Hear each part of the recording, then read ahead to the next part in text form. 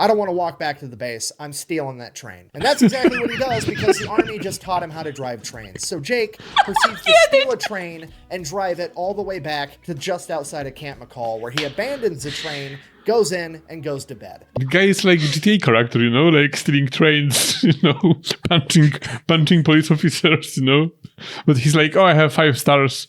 I will just go to sleep, and in the morning there will be no stars whatsoever. They won't know it was me.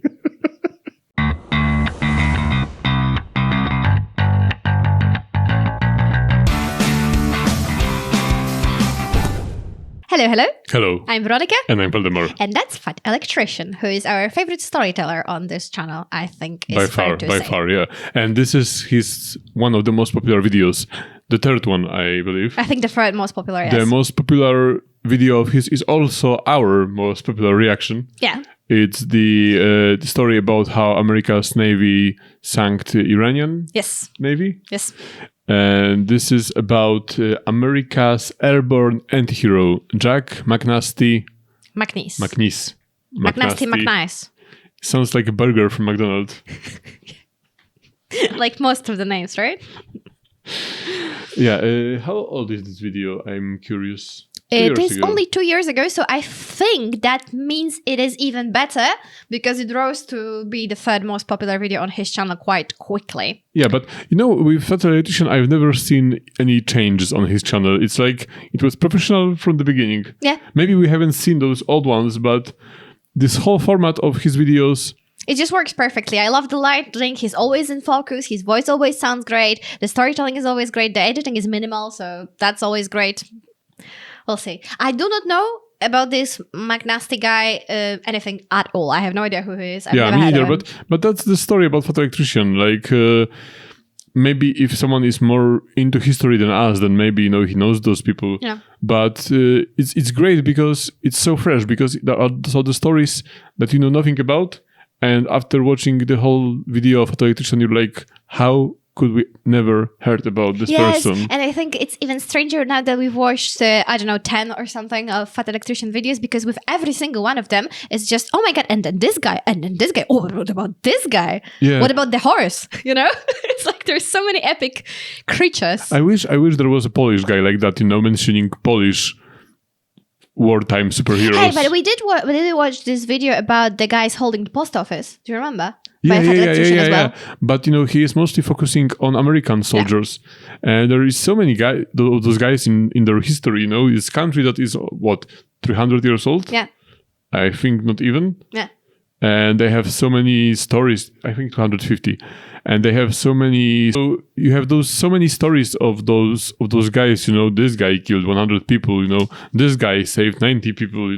Yeah, like it's no mystery that America is winning every single war. Right, and these people, like so many Vietnam. people, like when we watched the Hacksaw Ridge, the movie on our movie reaction channel, how the guys wanted to be drafted as well. Like these people are being drafted, like volunteering to be in the army, and then they are doing all this amazing stuff. Yeah, it's just mind blowing for me. The last episode that we watched was great. It was about the guy that was most decorated soldier of the Second World War. Yeah. He was like we called Audie it Murphy, I think. Yeah, we called it 5 foot Rambo because guy was. He was basically about Veronica's height, maybe a bit taller. Yeah. But he was, kicking Germans' asses. Yeah, and throwing grenades from up close, and consistently doing it over and over and over again. So I'm excited to learn about this one because he calls him an anti-hero. So maybe it's a little bit of a different story this time. I wonder what we're gonna hear because Fat Electrician is pretty lenient when it comes to war crimes. Right, like he always says it's never a war crime first time. Yeah. So if this guy is an anti-hero, I'm expecting some dark shit to happen. Yeah. Well, are you ready? Yeah, I'm ready. Let's go. This is hands down going to be the longest video I've ever made. I should probably pee first. Hold on. Well, you have It is not the longest video I have ever made. Yeah, you have longer. Today we're talking about America's airborne anti-hero. Ladies and gentlemen, James Elbert McNiece, a.k.a. Jake McNasty, the leader of one of the most notorious military groups of all time, the Filthy 13. Filthy 13. And just to clarify, in case you don't know, being an anti-hero is not a bad thing, despite how it may sound. You see, the textbook definition of an anti-hero is a hero that does not display typical heroic qualities, which honestly is pretty ambiguous, but it's one of those things where you know it when you see it. So for example, a regular hero would be somebody like Superman. He's invincible, he shoots lasers from his eyes, and he always does the right thing 100% of the time. He never roughs up the bad guy. He always takes him straight to jail because the justice system never messes up anything. He only has sex in the missionary position. He always changes the batteries in his smoke detectors on time. It's boring, unrelatable, and completely inhuman behavior.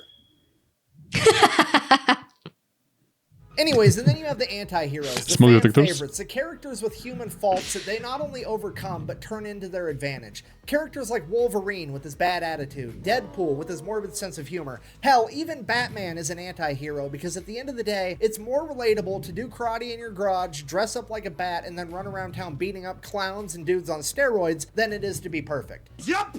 So I guess what it means to be an anti-hero is that you always do the right thing, but you don't always do it.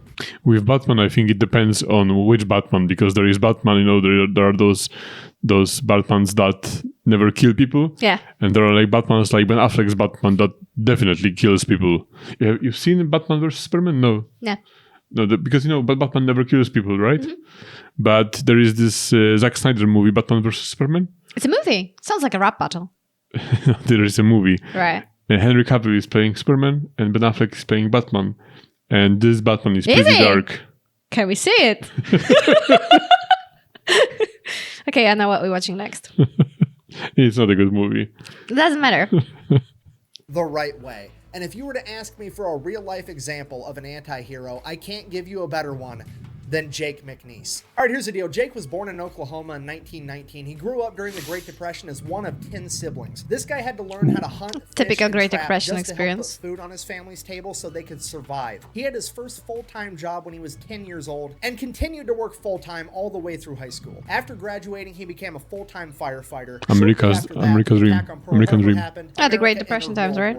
Jake, however, was exempt from the draft because he was a firefighter, but that's not what Jake wanted. Jake wanted to volunteer, and he didn't just want to volunteer. What I just said at the beginning. Jake wanted to be a paratrooper and a demolition man. Jake wanted to jump out of a perfectly good plane behind enemy lines with a couple of buddies, be completely surrounded, and have nothing more than a gun and some explosives and just go out there and deprive the enemy of nice things. Got a bridge? Guess what? Now you don't. Nice power lines. It'd be a shame if somebody blew those up. That's what Jake wanted to do, and that's what he was gonna do. So at the age...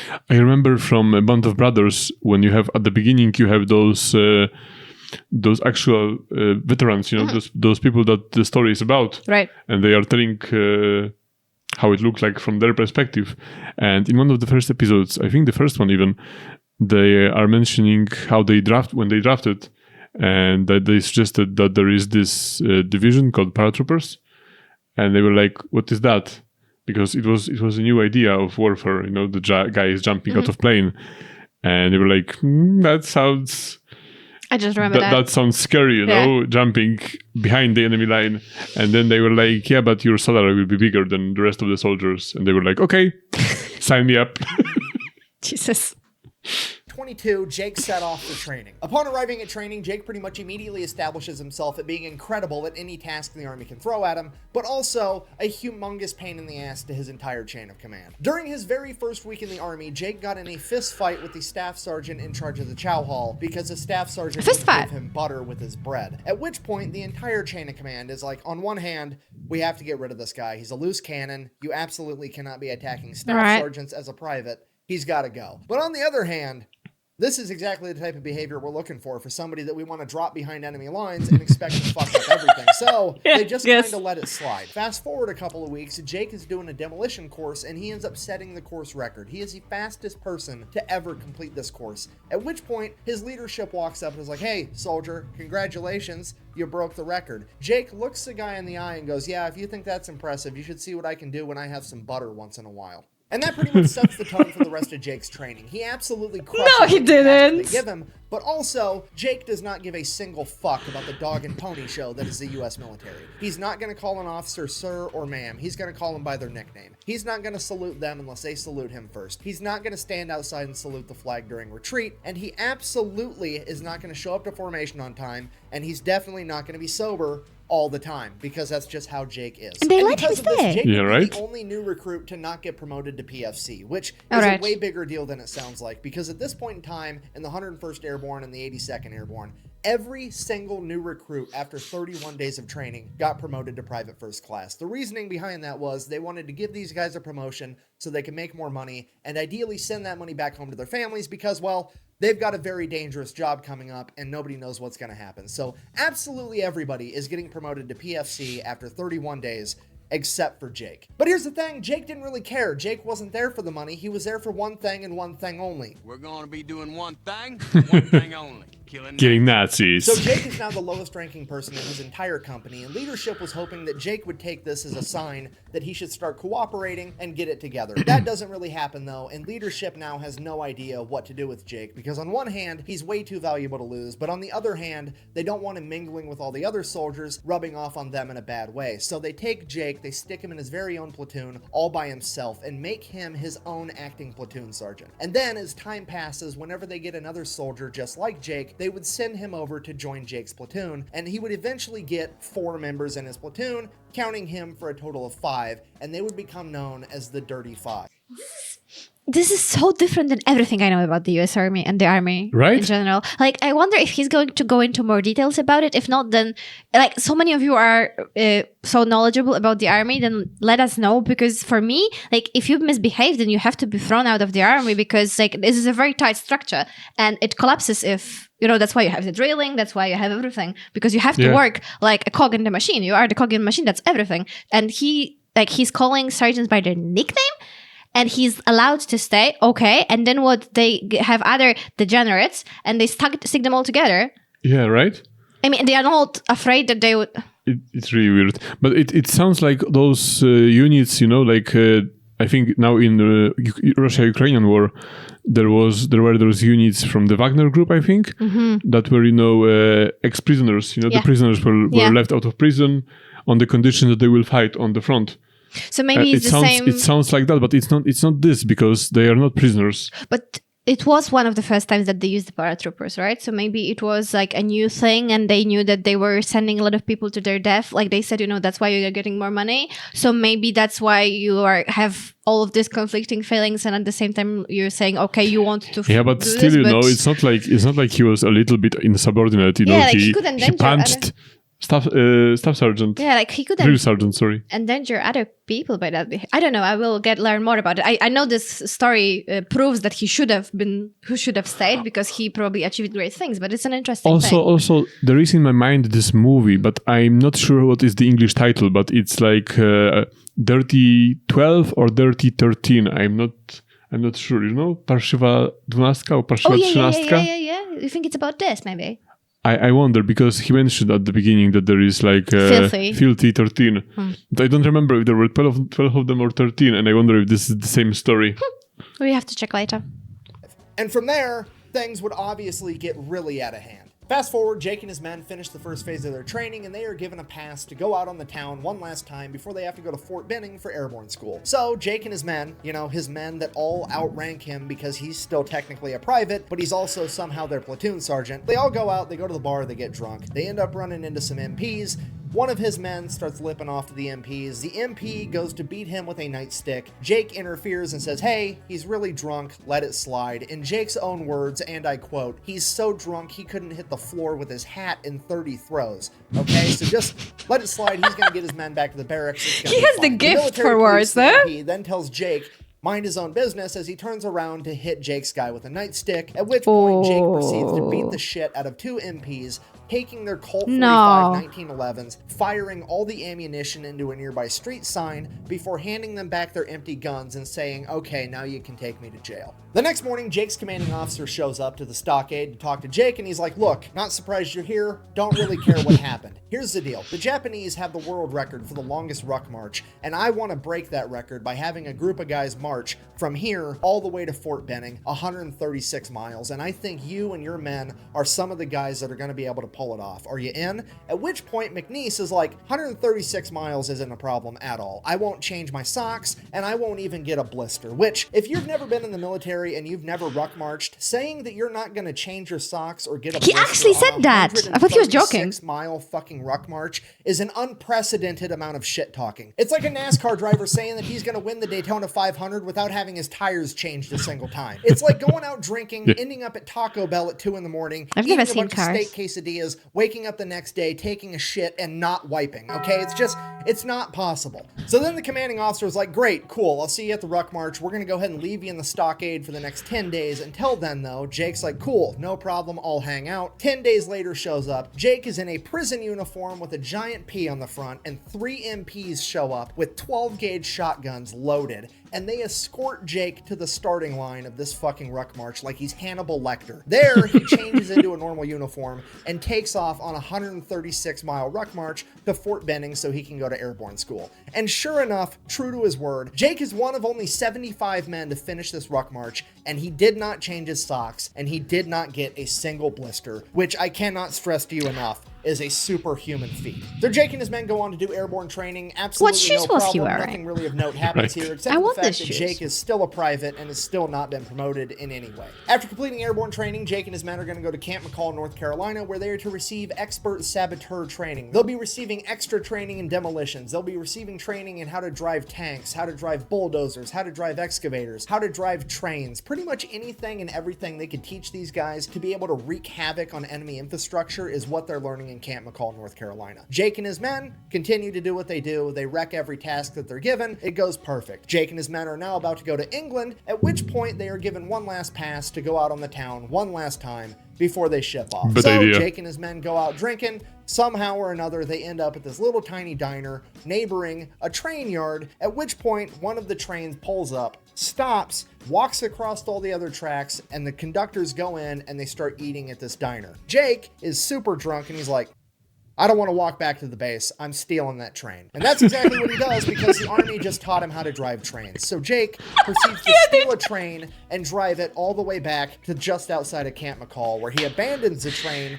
goes in, and goes to bed. But everybody knows Jake did it. Nobody's turning him in, so Jake gets away with it again, and now Jake and his men are off to England. So Jake and his men arrive in England. At this I think the most dangerous thing this guy can do at this point is make friends with some Marines.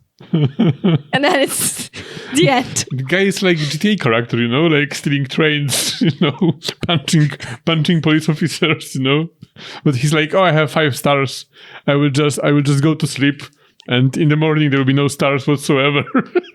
They won't know it was me.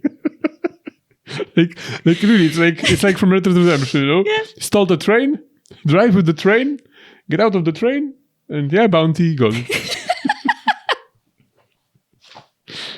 point, Jake has 13 men in his platoon, including himself, and they all come to the same exact conclusion: English food fucking sucks, which is on par with every opinion of it I've ever heard, which seems weird to me because it's a country that took over most of the known world for the sake of trading spices, and apparently nobody came to the conclusion that, hey, maybe you should put some on the food, but whatever. Because the food sucks, Jake decides, hey, I'm a master at hunting and fishing and all this other stuff. I'm just gonna kill enough animals to feed my entire platoon by myself. And that's exactly what he does. The only difference is he has military grade equipment to do it. Jake is going out in the woods at night with a spotlight and an M1 Grand, and as soon as a set of eyes looks at him, it's getting blown to smithereens. Jake has his men going out fishing with explosives, okay? They are eating everything. Couple of problems with that. One, there's strict water rationing going on. The soldiers are only allowed to have 1 shower a week is how little water they have to spare. So all 13 of his men come together and they decide, hey, we're just not going to take showers and we're going to use all of our water rations to clean and cook all of this game that we're killing. And because now they started stinking, they would all become known as the Filthy 13. The other problem with that was apparently all of the game was technically the property of the king, and the only people that were allowed to hunt it were the lords and ladies of the land, which definitely was not Jake McNiece and the Filthy 13. So Sir Ernest Wells ends up figuring out what Jake's been doing. He gets super pissed, ends up suing the government for like $10,000 for all the animals that Jake and the Filthy 13 ate. The entire unit gets in a bunch of trouble, and Jake's kind of just like, meh.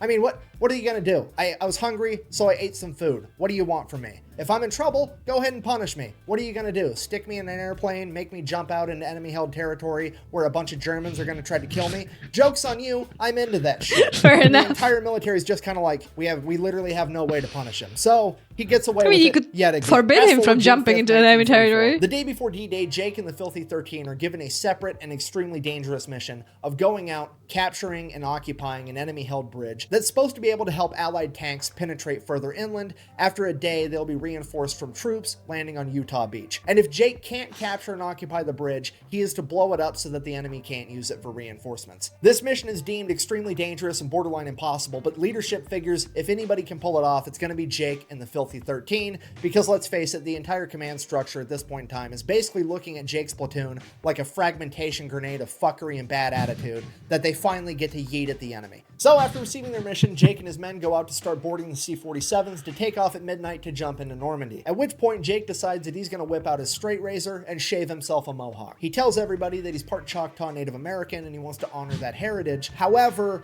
in reality, while he was part Choctaw, he had heard that Germany had a lice epidemic and wanted to go there with as little hair as possible. Regardless, his men followed suit Smart. and all shaved mohawks. They then began donning black face paint, at which point Jake is like, this is cool, but we can make it cooler. So he goes over to the C-47 that had a fresh white stripe painted down the side of it to identify friend from foe, and the paint was still wet. So he runs his fingers through the paint and goes around painting all of his men's face with white face paint as well. Unbeknownst to Jake and the Filthy 13, there were camera crews there taking pictures and recording them, and they... So this is actual footage. Right? It sounds like from Inglourious Basterds, you know, like Right. they are kind of like attempting to be American Indians.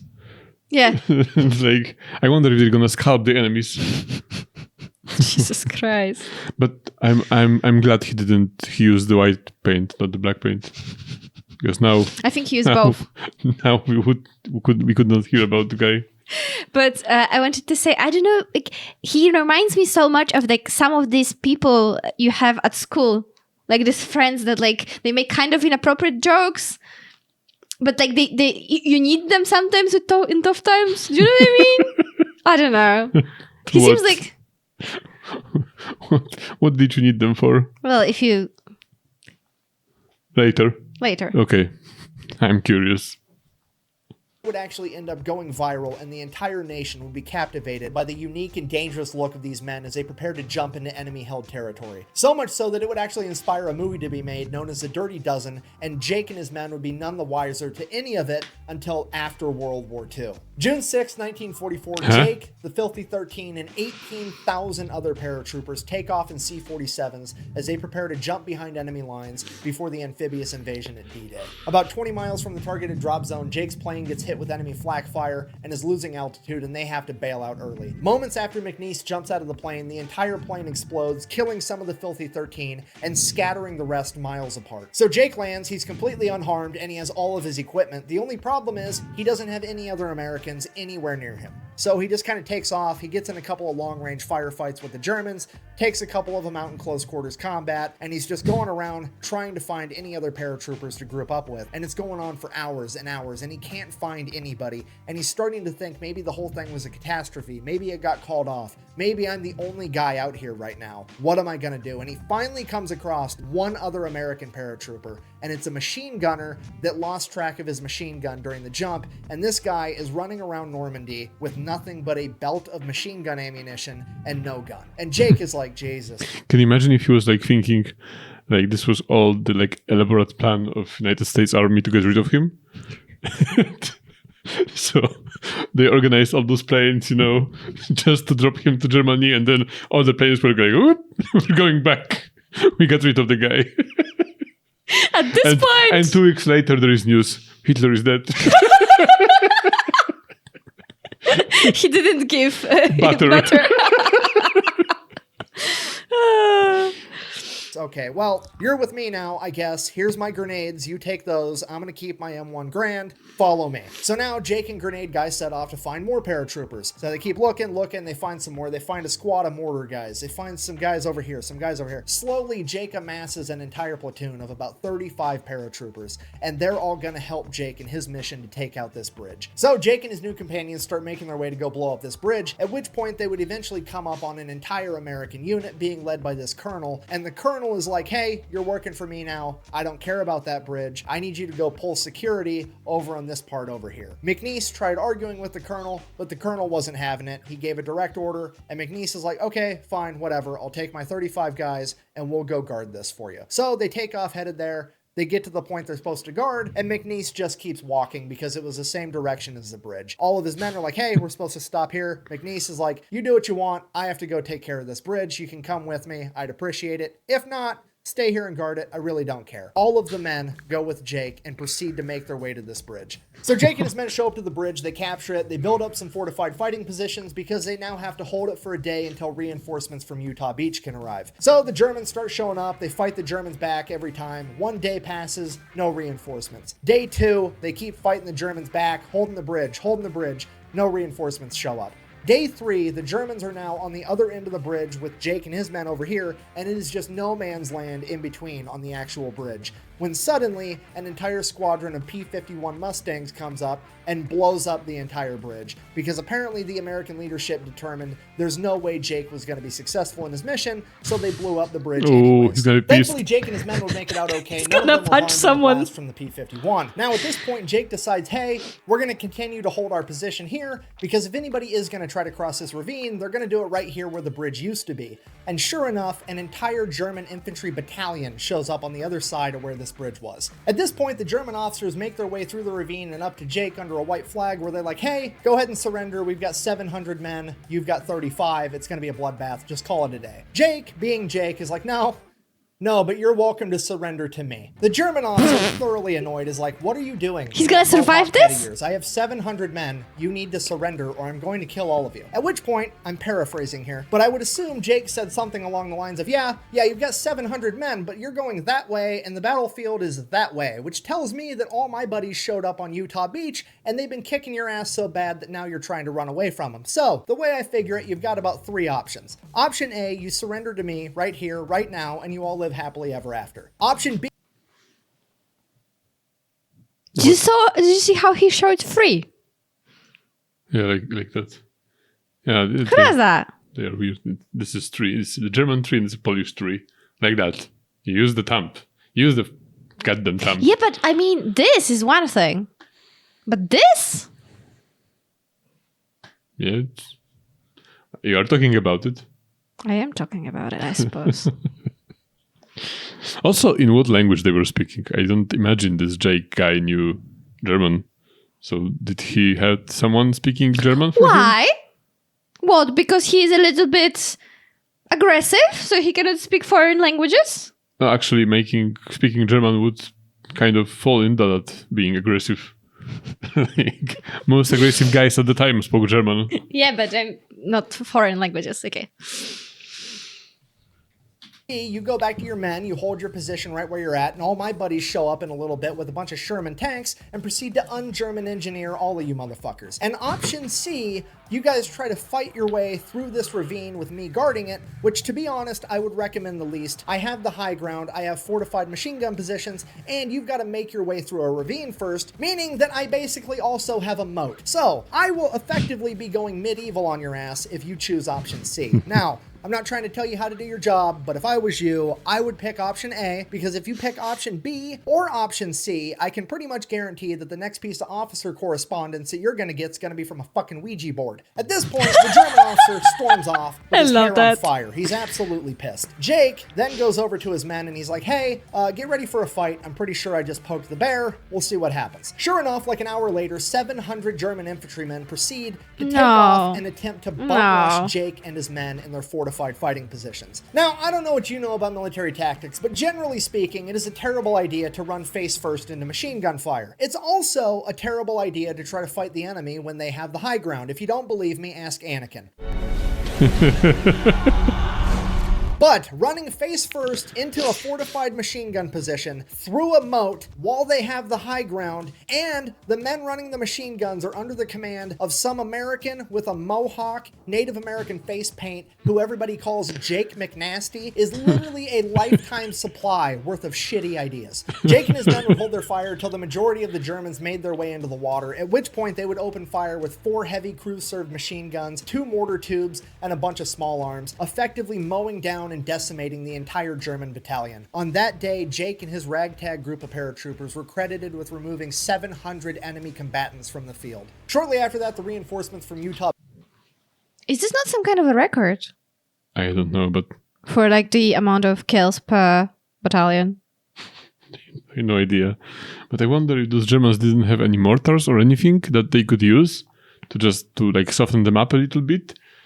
Like, no, but like this, I cannot. What? So it's 1 to 20. Yes. Yeah. The guy should be called Leonidas, not McNasty. Right? Is it not even better? Is it not even greater odds than Leonidas? No, I don't think so.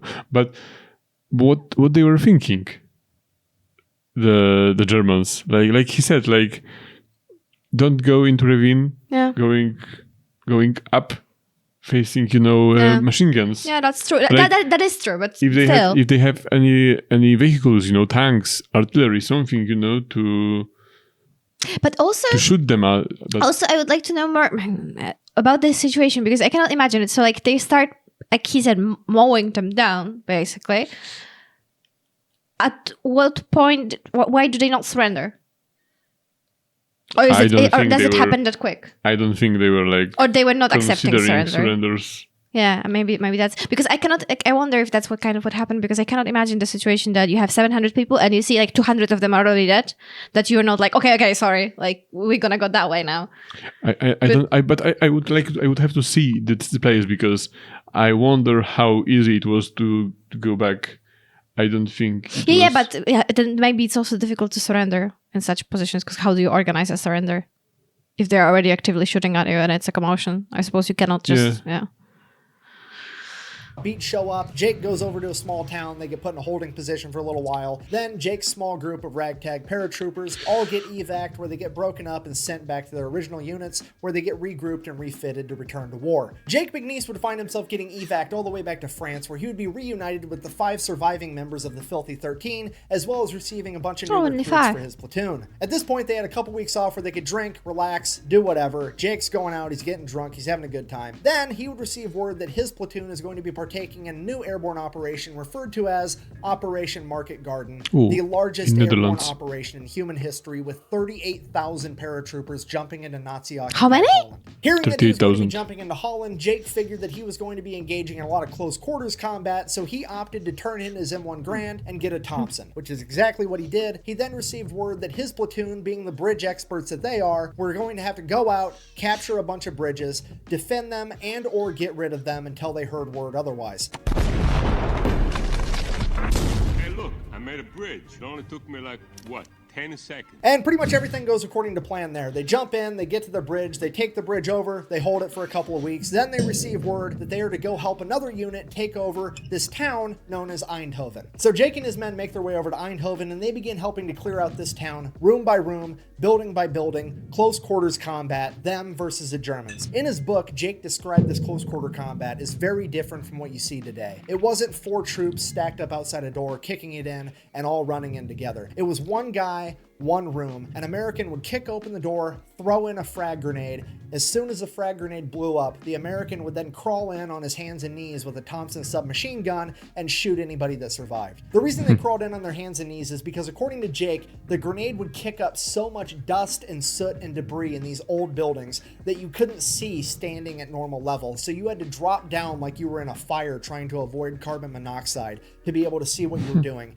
And this is how they cleared the entire village, making their way all the way through it. Terrifying, though. Through, Jake would be clearing a building where somebody clearly used to make furniture, at which point Jake would find a chicken. Now, this chicken had 6 eggs. Finding eggs in the middle of a war zone in World War II was a big deal. Nobody had eggs, and Jake fucking loves eggs, okay? This is amazing. Only problem, he's got to figure out how to get these 6 eggs all the way through this village without breaking them. So he thinks for himself to a second, maybe I could leave the eggs here and I'll come back for them later. And he's like, no, that's not going to work because one of these other paratroopers is going to find my eggs and these are my eggs, I want them. So he takes all the eggs and sticks them in the cargo pocket of his pants. And then every time he clears a room, rather than crawling in on his arms and legs, he slides in on one side, the side without the eggs, to ensure that he doesn't damage any of his precious eggs. This is not happening. The most gangster shit I've ever heard in my entire life. This dude is going toe-to-toe in close quarters combat against enemies with submachine guns trying to kill him, and his primary concern is not fucking up breakfast. This is like a stupid... But you can tell he was passionate about the butter, about the eggs. He liked his food, right? I hope no Germans would destroy those eggs because I would not like to be one of those Germans. Can you imagine, like, the one guy, shooting him and not, instead of hitting him, hits the eggs. And he's like, oh no, you didn't. Oh no, you didn't. And he strangles him, with his bare hands. Do you remember how we read this story when I showed you the stories from my childhood about the little Nicholas boy? The French stories? Mm-hmm. Yeah, and then there was this guy, Alcest, who was very fat, and then he got very, very aggressive whenever someone messed with his food. Oh, yeah. Guys, let me know if you know these stories. I'm gonna... What's the title? I don't know. It's like the Adventures of Nicholas, but I don't know what the title is in English. So how would they know? Because they would know. It's a French story. There are drawings in it, and the boy's name is Nicholas.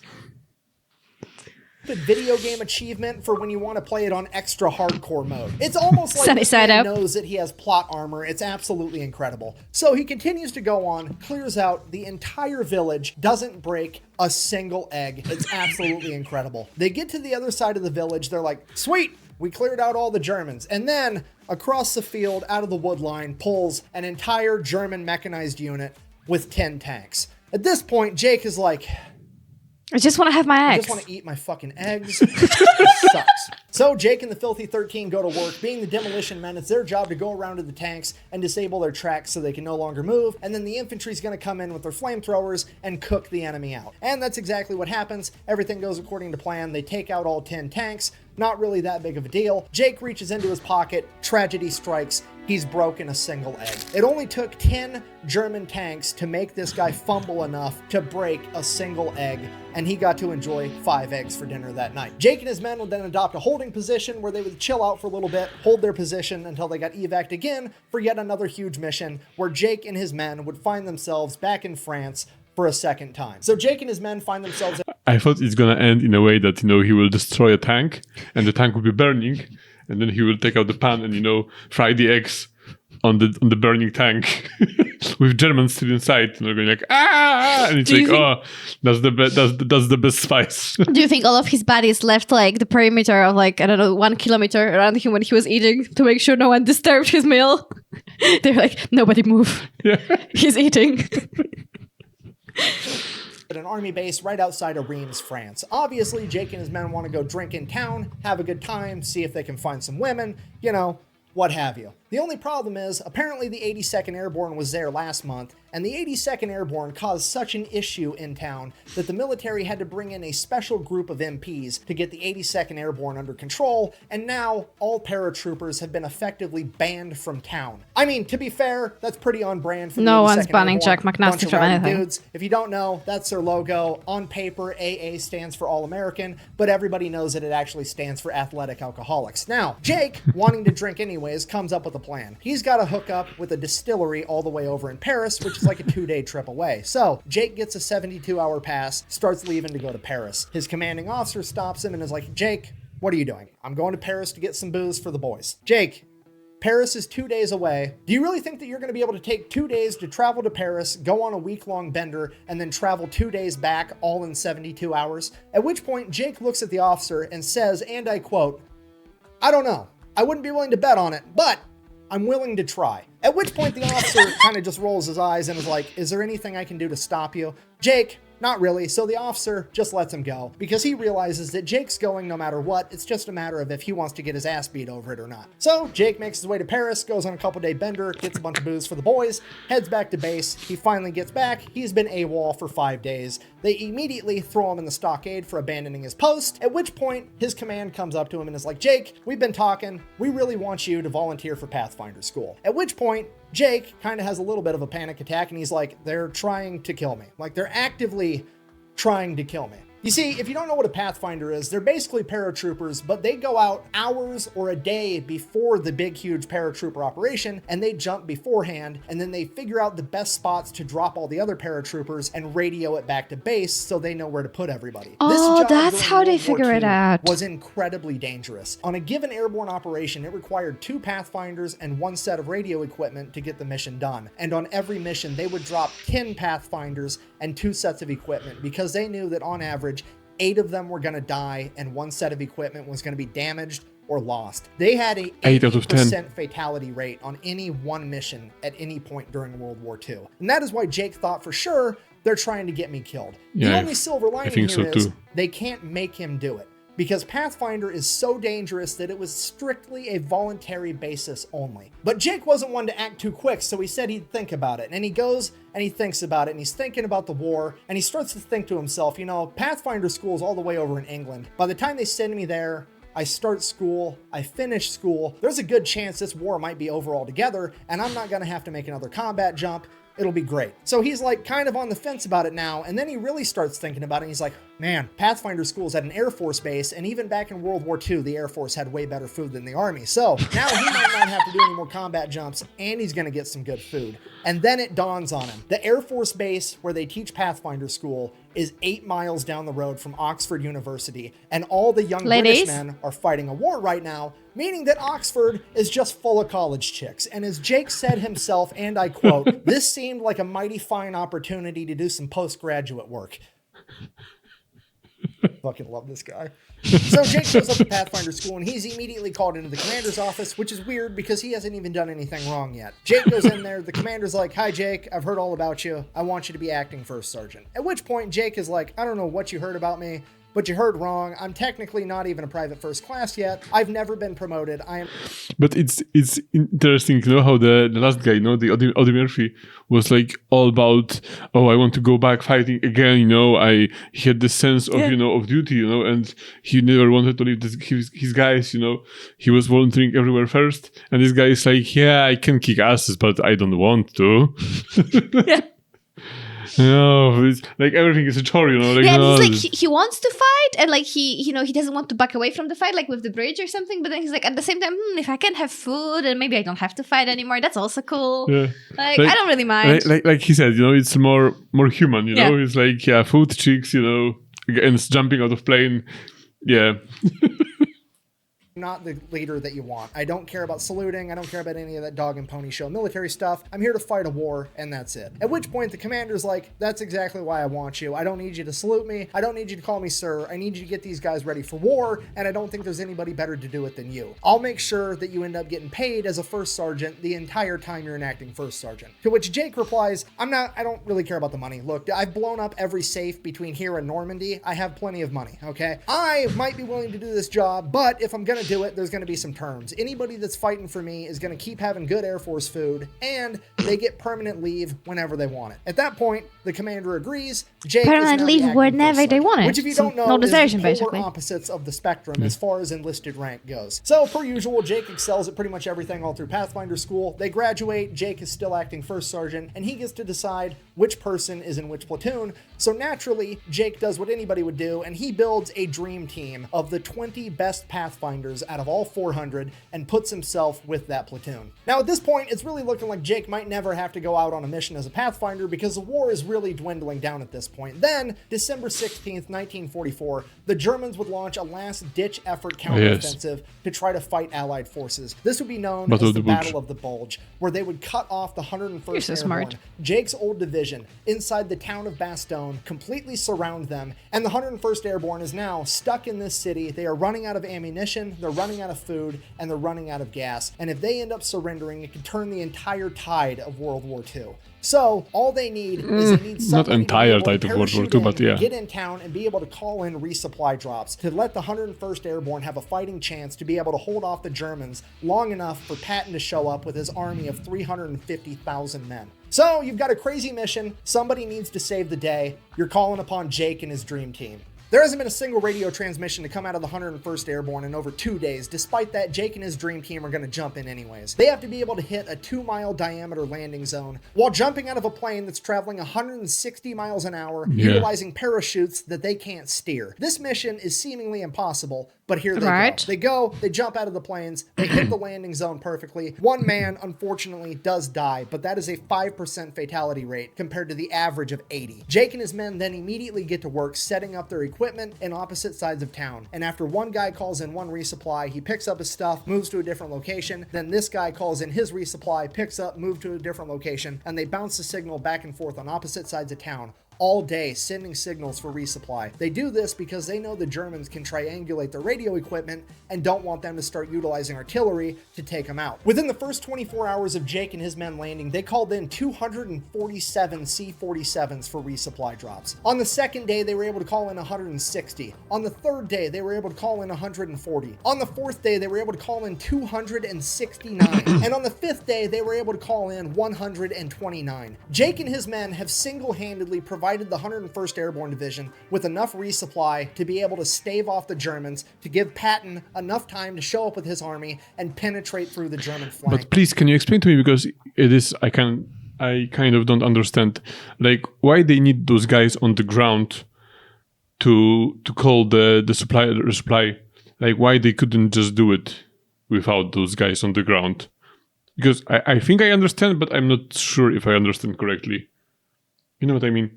Like, if they knew where Why can't they just patrol it with planes or helicopters and choose the spot from... No, but because they were supplying with planes, so why they just couldn't do it? I don't know. My mind just tells me that it's just you're able to see more from the ground. Yeah, but they knew where the division was. Yeah, I don't know. That's why I'm asking, because I'm not sure. Like, they knew that they were around Bastogne, so they couldn't just drop it somewhere near the Bastogne. That's a good question. I hope someone can answer. Because I didn't question how it much before, how much more precise the drops off were, especially with since the guys you cannot on the be ground. precise anyway. Yeah, right. Effectively ending World War II in the European theater and potentially saving the entire war as a whole. So Jake has called in 269, and on the fifth day they were able to call in 129. Jake and his men have single-handedly provided the 101st Airborne Division with enough resupply to be able to stave off the Germans, to give Patton enough time to show up with his army and penetrate through the German flank, effectively ending World War II in the European theater and potentially saving the entire war as a whole. So Jake has effectively saved the day. It is now time to get out of there, get retooled, refitted, and probably never make another combat jump again, because for sure the war is over this time, right? Wrong. Apparently Patton gets in some trouble, needs some hotshot Pathfinders to jump into Prim, Germany, and call in resupply for him. So they're going to Jake and his crew yet again. Jake jumps in, saves the day for a fourth time, becoming one of the only men in history to conduct 4 combat jumps during World War II. At that point, the war is basically over, and they adopt a holding position where they pretty much just party in Germany for the rest of the time. Now, as fate would have it, Jake and his men and some of the rest of the 101st Airborne would end up taking refuge in the abandoned castle of Hermann Göring, like one of the biggest Nazi... And they found those... What do you know this from? From Band of Brothers. Okay. There is this scene when they found his... how do you say? The alcohol stash. Yeah, stash of alcohol. Yeah, I remember something from that, yeah. And it was like alcohol from every corner of the world. Yeah, it was like very expensive most premium wines, whiskey, everything. Yeah, I remember that. I very vaguely remember the Band of Brothers, but I remember that, yeah.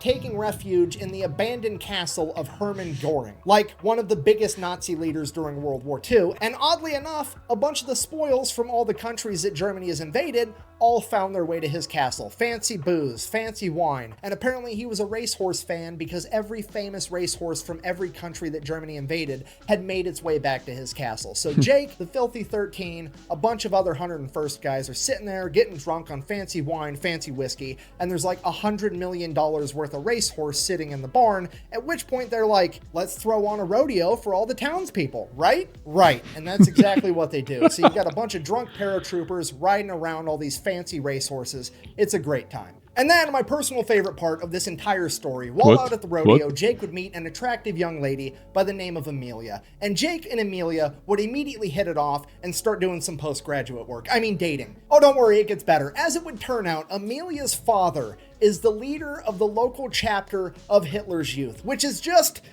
the absolute cherry on top to this entire story. How's the saying go? Screw you and the horse you rode in on. Jake's like, nah, I'm gonna raid your liquor cabinet, steal your horse, ride in on it, and then bang your daughter. This is the best possible ending to this man's epic saga in World War II that anybody could even come up with, and it happened in real life. Just to recap, Jake jumps into D-Day, wrecks house. Then jumps into Holland, wrecks house, and then eats some eggs about it. Then he pretty much single-handedly turned the tide of the Battle of the Bulge, and then he proceeds to find the closest thing he can to a Nazi princess and show her that inches are in fact better than centimeters. Shortly after that, Jake would get sent back home to America, where they would then reroute him to Arkansas so that he could see a plastic surgeon about getting his ear repaired because it had gotten mangled during one of his exploits. While in Arkansas, he would have a run-in with the military police, get in a fight with them, get thrown in the stockade yet again. Before being released, the military police commander would inform him after he gets his ears fixed, they don't ever want to see him on their post again, at which point Jake, being Jake, informs the military police commander, hey, if you ever see me again, I'm going to be a civilian and you're going to be the one with the fucking problem because I'm going to kick your ass. At which point, the military police commander files charges on Jake, and Jake is immediately chaptered out of the U.S. Army, officially ending his military career after only 3 years,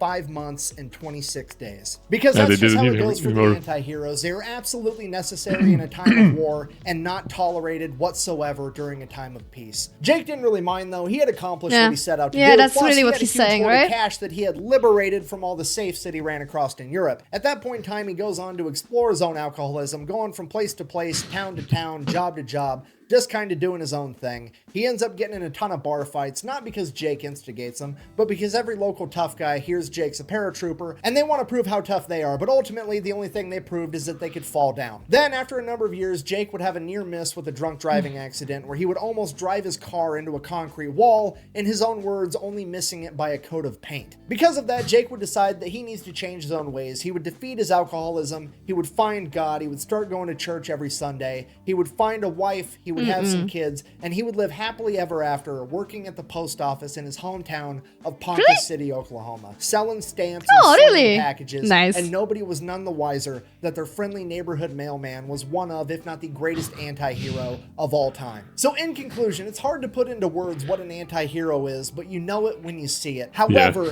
the best definition I have ever heard comes from Jake McNasty McNiece himself. When asked in an interview later in life how he managed to survive all of his crazy exploits, he said, and I quote, "I think I made it because God didn't have anywhere to put me." At that point in time, he was so busy, he was only putting people in one of two places, heaven or hell, and I think he knew that I would have goofed up either one of them. So here I am. And I think that might be the closest thing to a perfect definition that we're ever going to get. Such a good way of words. He said he wrote a book too, right? About this. Yeah, I can so, understand why, right? Watching. The best way to support the channel is to go buy some merch at thefatelectrician.com. Quack bang, out. Well, I should retreat that evening. and then went in town that night and got on a big drunk. The MPs was really mistreating a soldier boy. I stepped in, told them to stop it, and they said, we'll do it anytime we want to. So I took their nightsticks away from them, beat them to the ground. And then I took their 45s off of them and shot up all the street lights and everything around there. And I wasn't shooting at any people, I was just shooting lights. And then we went on in with them to the stockade. And I never did have to stand retreat again. So happy. He's like Clint Eastwood from Gran Torino, you know? Like, don't mess with this old man. This was probably the most fun I have had. Yeah, and I said this before, but I think this one was... kind of wholesome, right? Yeah, like, I don't know, but there was something about this story, like, we really focused on him. We didn't focus that much on the deaths, I suppose. So it was really... there was the 700 Germans, but, you know... Yeah, but... Well... Yeah, well, there was, of course, a lot, but, you know, it was just felt so lighthearted with the eggs and everything. It was just, what? Yeah, and the guy felt like he didn't really care about all the war. Yeah. Like, yeah, it is a kind of chore, you know, to fight on the war. Yeah, at no point I felt he was in lethal danger. It was just right? like, we're kind of rolling here. I think he was thinking the same. Yeah. Like, the only time was when they wanted to send him as a Pathfinder, because he was like, yeah, 80%, that's a lot. Yeah. But then he was like, I take my chances. That's still 20%. Yeah. What a guy. What a guy. But I cannot imagine why they didn't fired him before. Like, why they didn't throw him out of the military.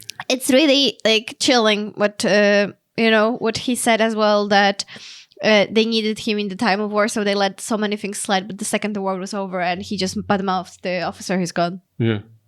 It's just the cynicism of the world and everything is just a little bit... Yeah, but to be honest, the guy was, dancing on the rope the whole time. Yeah, but it's just, the fact that so much can be allowed in the times of the war, but not later. Also, there is other side of that, because the guy like that could only thrive in those circumstances, that is true. Right? That is true. Like if he was like he was, then in what other circumstances could he succeed in life? That is true. Being, so short-tempered, so rough. Like, if there was a peacetime, I don't think he would do anything with his life, because he would fall in some troubles sooner or later, end up in jail or dead. True.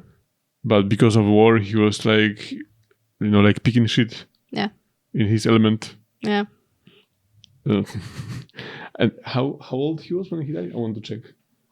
Because he was pretty old, right? Yeah. On this... He looks like a very healthy old man, though. Oh. He died in 2013. Oh, so not so long ago. He was 96. No, 94. 94? No. Wait. He can do it. 94, yes. 94. What a guy. What an amazing story. Right? What a guy. Where did he find those stories, Yeah, I wonder. Is there like a book about most badass guys in the history of military? I suppose there are several books, but I don't know. And it's all from like 20th century, Mm-hmm. There were some from the 19th. But mostly it's like... Yeah. And like we said before, like the Second World War. But not only that, how many badasses you can fit in one conflict, even as big as Second World War. But you have this guy that is saving Battle of the Bulge, a couple of guys. I wonder how many people like that were there in the earlier times, like I don't know, the 17th century or the 18th century, that we don't really get to know about because they were maybe not recorded anywhere. Or we just don't talk about them, like some badass guys with swords and... Like, we kind of know about a couple. Like, there is this Polish knight, Zawisza the Black. Right. We know about him, we know that he was a historical figure, very important knight, one of the most important in the medieval times. True. And that he was total badass with a sword. Like, he never lost a fight. Yeah, but I just mean, those more, crazy guys. More crazy? More crazy.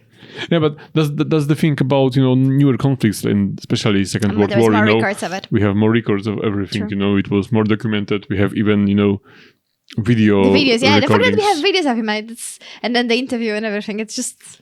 He should keep the mohawk also, like when he was older, like this old guy with the mohawk. That might be. But you look at him, he's like such a sweet old guy. Yeah, he's the best man. It's crazy, like when you see those old people, you feel kind of like sympathetic, kind of like with children, because you see someone, he's so fragile, and well, maybe you don't, but I see an older person, I think of a person that is, you need to take care of them, right? Yeah. And you never think about, that the guy was biggest badass in the world, in the Second World War. Yeah. Yeah. Guys, thank you for watching with us. If you have any recommendations, please leave them in the comments. Yeah, let us know which videos of the Fat Electrician we should watch next. And not only Fat Electrician, and maybe other historians as well. Maybe other historical channels that we haven't seen yet. That would be awesome. And if you like us and you like hanging out with us, we also have a movie channel. The link is in the description box. And we have watched a couple of war movies, if that's the only thing you're into. We've also watched some comedies already on the channel. Well, check it out. See if there's something you'd like to But see. first of all, subscribe on this channel. Yes. Thank you for watching with us and have a good day. Bye. Goodbye.